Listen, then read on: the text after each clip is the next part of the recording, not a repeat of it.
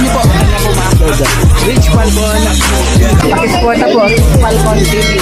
Subscribe po natin, Kuya Rich Falcon. Rich Falcon TV, napakasipag po. And maasahan po talaga. One call away din po. Kalingap partner. Rich Falcon TV. Shout out mga kalingap. God bless.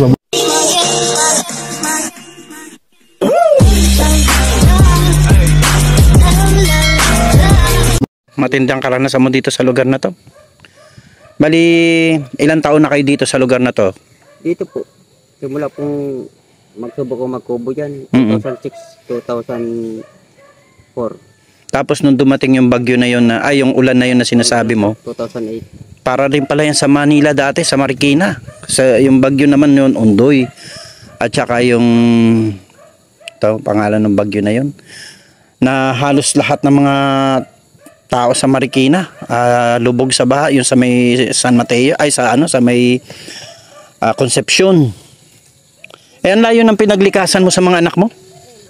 Ilan pa yung anak mo noon nung nagkaroon ng ganong baha dito? Mula po kay Lisel hanggang kay Judy. Si Lisel ba ang panganay? Lisel po. Ay si Lawrence. Si Lauren po sa buhay po, pangatlo yan. Pangatlo.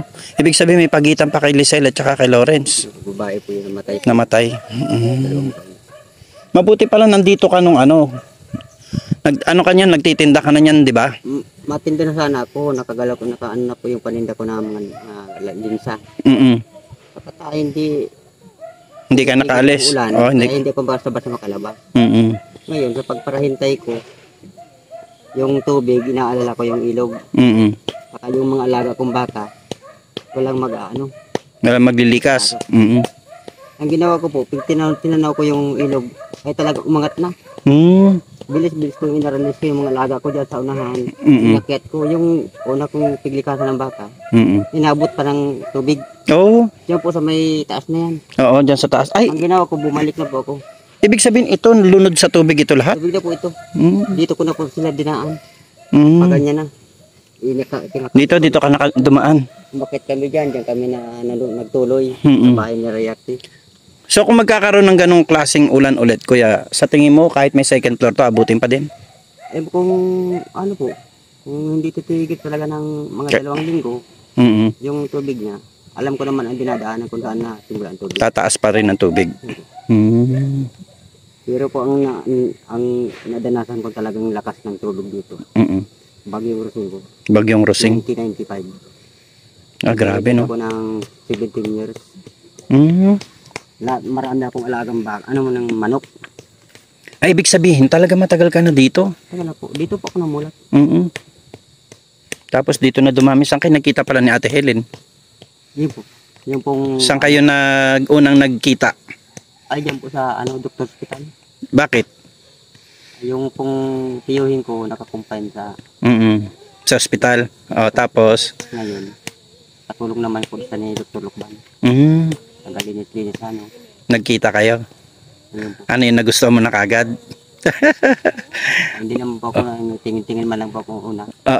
Ngayon, akala, hindi mo, pero inisip mo ba na siya na may mapapangasawa mo? Siya po. Talagang nakita mo na parang siya na talaga? Siya na po. Siya, hindi ba siya nagtanong? Bakit mo ako tinitignan? Hindi man po. Siya po lagi nagang natingin sa'yo. Oo, kasi gwapo ka naman lalo na siguro nung kabataan mo, no? Kamukha mo yung si Lawrence, no? Ano yun, paano kayo naging mag-asawa? Ayun po, paglabas nyo ng ospital?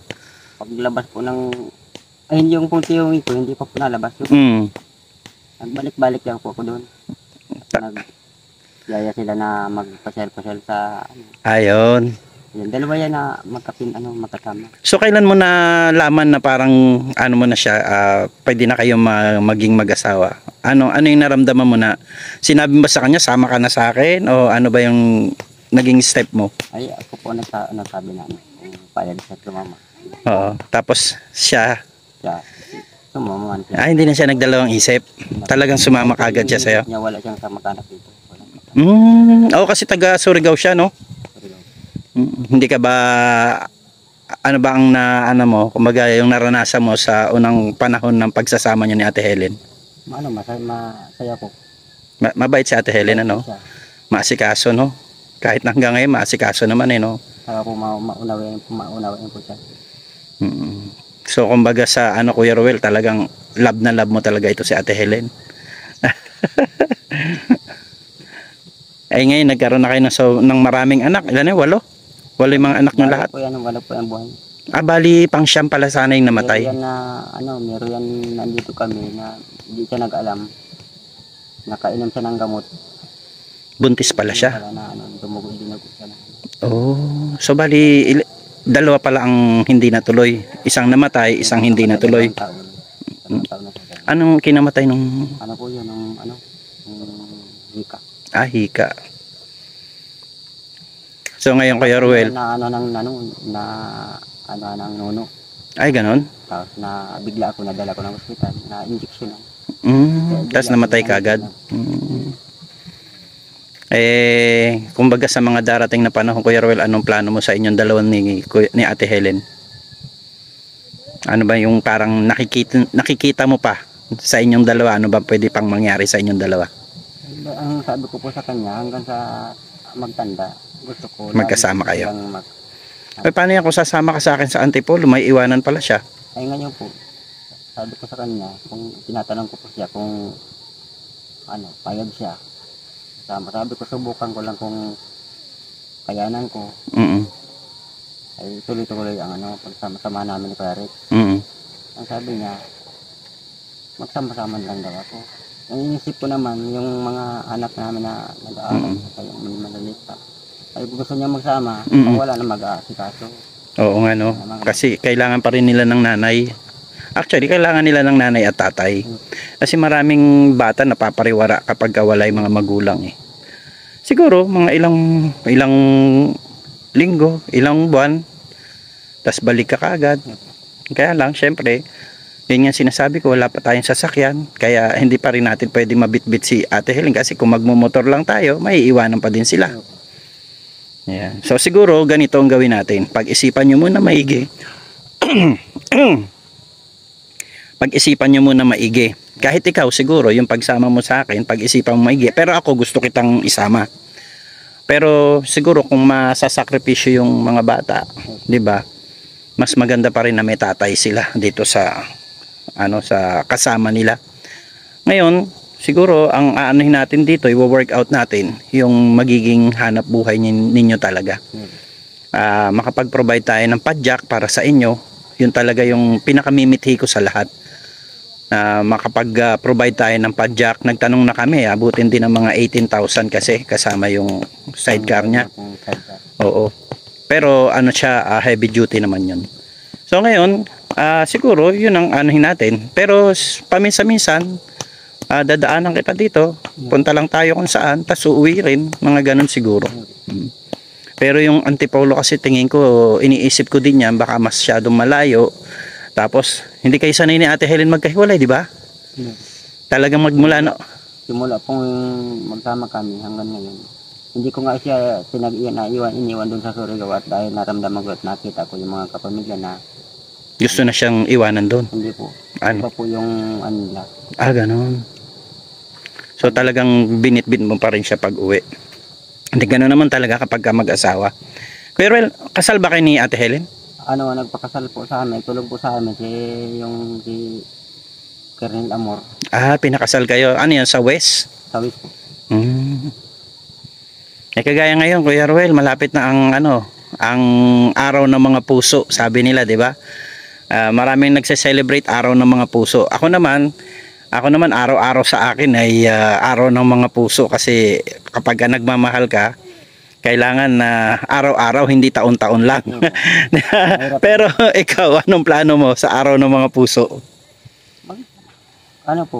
Magkaisa, mag-unawaan at magbago yung mga at dahil kung malagi yung sama ng loob dahil nahihirapan din talaga.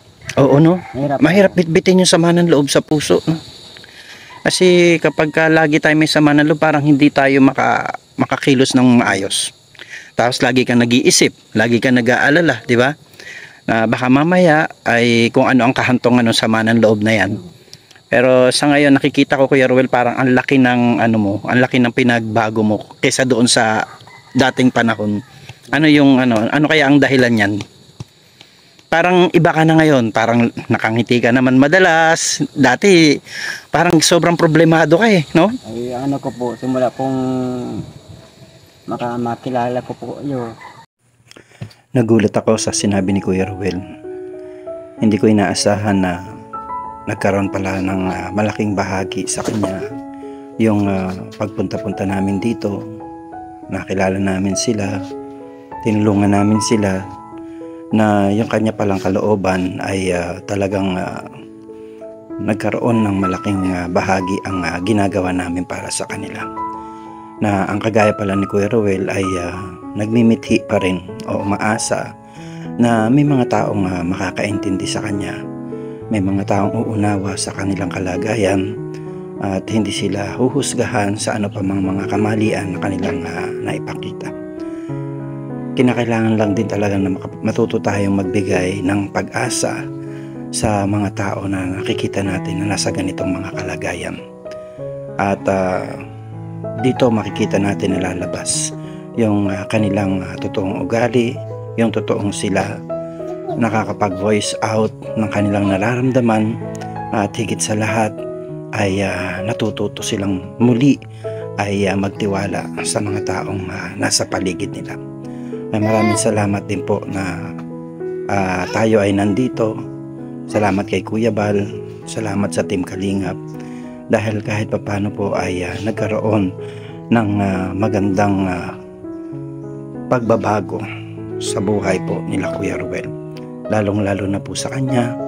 At yun nga po ay natuto siyang makiharap muli sa mga tao dahil nagkaroon siya at nagbigay siya muli ng tiwala sa mga kagaya po natin na totoo ang ating hangarin at wala tayong ibang inaasahan kundi magbago ang kanilang buhay. Napakalaking fulfillment po para sa akin, para sa Team Kalingap, na ang mga tao ay hindi lang natin basta natutulungan sa material na aspeto, kung hindi natututo rin sila na muli ay magtiwala sa mga tao sa paligid nila. At hindi lang po yan ang katungkulan ng mga Team Kalingap, kung hindi ang kasama po doon ay ang pagbabago ng buhay ng mga taong tinutulungan natin. Pagbabago ng isipan, pagbabago ng desisyon sa buhay, pagbabago ng puso. Yan po ang lagi kong na gusto ko, lagi ko po kayong kakaharap. Ay ganon? Yan po. Wala naman pa akong ibang nakakaano po dito na yan, kung nakakasama ko sa pagtitinda. Dati ako nagtitinda ng mga gulay. Marami akong nakakaano mga tao na nauunawaan ako, nakakausap ko. Maganda yung mga binibigay sa akin na lalo na kung nasasabi ko yung problema ko, binibigyan ako ng advice. Oh. Sinusunod ko yun, totoo yun ang nangyayari na. So ngayon parang yung mga sinasabi ko sa iyo ay nagiging mo rin, parang pinangahawakan mo din. Yep. Malaki ang pasasalamat ni Kuya Ruel sa Team Kalingap. Naaalala niya pa yung mga panahon na tinulungan siya ng Team Kalingap, at nagpapasalamat siya kay Kuya Bal Santos Matubang dahil hanggang ngayon ay sa pamagitan namin ay hindi sila pinabayaan ng Kalingap. Minsan na nating narinig kay Ate Helen na todo-todo pa rin ang kanyang pasasalamat sa Team Kalingap.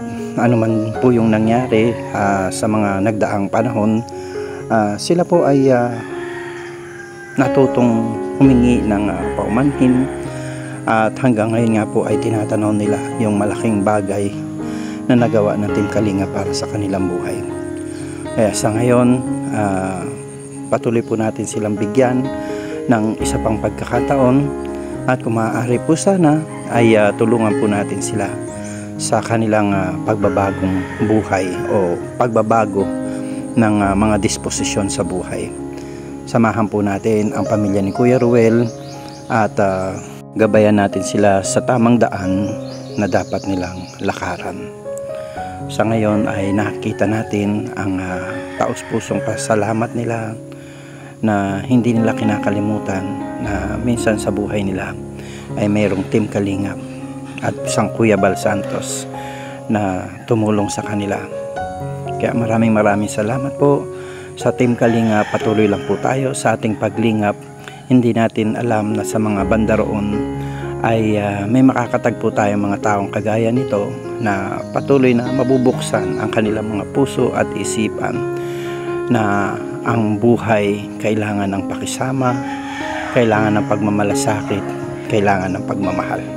At ang lahat ng yan ay nagagawa natin. Wala pong iba kundi mula sa tulong ng may kapal. At sa Diyos po ang papuri at siya po ang dapat nating pasalamatan sa lahat ng mga bagay na ito na nangyari sa buhay nila Kuya Ruel. At sa mga darating pang pangyayari, sana po ay patuloy natin silang unawain kung dumating man ang pagkakataon na sila'y magkakamaling muli. Dahil po tayo ay mga tao na nagkakamali, lahat ay nagkakamali, wala pong perpekto. Paano Kuya Ruel kung halimbawa magkamali ako? Halimbawa, nagmintis ako sa pangako ko sa iyo, magagalit ka ba sa akin? Ay, hindi po. Hindi ko po dahil kung yun lang po ang abot kaya ng yung kakayanin. Po, yung pinapasalamatan ko po yun. So ibig sabihin talagang nakikita ko talaga na natutuwa ako sa inyo ngayon. Kay Ate Helen, sa iyo, sa mga anak mo, nakikita ko rin yung suporta nila sa inyo dahil kagaya niyan, may bahay na ginagawa, wala man tayong ibang aasahan, pero kayo nandito kayo dahil bahay ninyo to, pinagsisikapan ninyo, no. Sana nga, sabi ko nga, makita ng mga tao yung ginagawa natin at marami pa yung tumulong para mapabilis ang pagyari ng bahay mo. No, kung tayo lang ang gagawa niyan, okay naman din. Pero kung may mailalagay tayong tao diyan para mas mabilis kaysa sa atin, mas maganda, di ba? Pero sisikapin natin na tayo na lang ang gagawa. Kasi laman tayong ibang inaasahan. Nagpapasalamat lang tayo dun sa mga ilang sponsor na nag-aambag-ambagan para matapos itong bahay mo. And hopefully matapos. Kasi pag nailagay na natin mga kahoy diyan, mabububungan na ito. Bubong na ang kasunod niyan. Yung bubong naman kasi ay yung sagot yun ng isang grupo. Ayan, Love and Care. Kaya salamat sa Love and Care, So ayan, Kuya Ruel, sana sa araw ng mga puso may kaganapan naman sa inyong dalawa ni Ate Helen. No? Gusto nyo bang mag-ikot man lang sa Bagasbas? Ay, ano nga po yung sabi ko nung nakaraan. Oo, hindi natuloy yan, Hindi po natuloy dahil ito po ang inuna po natin. Oo. Sabagay, may mga ilang araw pa naman, pa lang naman bukas sa 4, so ibig sabihin may 10 araw pa. Pero siguro, mag-ikot-ikot tayo doon pagka sa mismong araw ng mga puso. Hindi man tayo nagse-celebrate niyan, pero iano na lang natin sa sarili natin na ito yung treat natin sa sarili natin na kahit papano ay makapag-banding naman kayo ni Ate Helen. Ayan, so tulungan po natin sila, suportahan natin sila, lalo na ngayon ay talagang grabe, napapahanga po ako ni Kuya Ruel sa sobra niyang kasipagan at iba yung kanyang aura ngayon, yung kanyang kabaitan talaga sa atin, at nagpapasalamat din ako na nakatagpo tayo ng kaibigan kagaya ni Kuya Ruel. Yan, so Kuya Ruel, salamat sa iyo. God bless you. Bye bye.